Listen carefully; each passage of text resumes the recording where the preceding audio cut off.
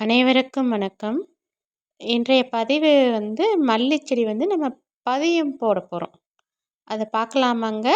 பதியம் எப்படி போடணுன்னு?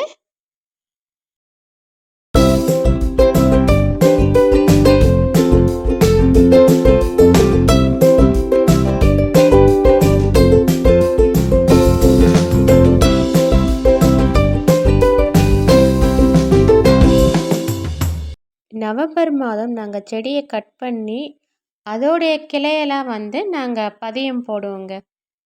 க்ரோ பேக்ல. பாருங்க பதியம் போட்டுக்கிற செடியில எவ்வளோ மழைக்கு நல்லா வளர்ந்தது பாருங்க. மொத்தமாவே நாங்க பதியம் போடுவோங்க. ஒரே க்ரோ பேக்ல. பாருங்க.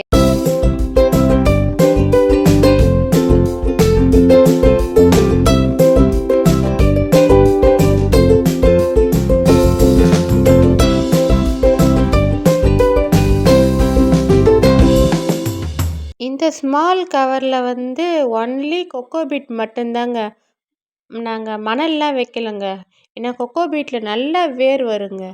அதனால குச்சி அப்படியே லைட்டாவே நட்டுடலாங்க. பாருங்க எப்படிங்க? ஓகேங்க.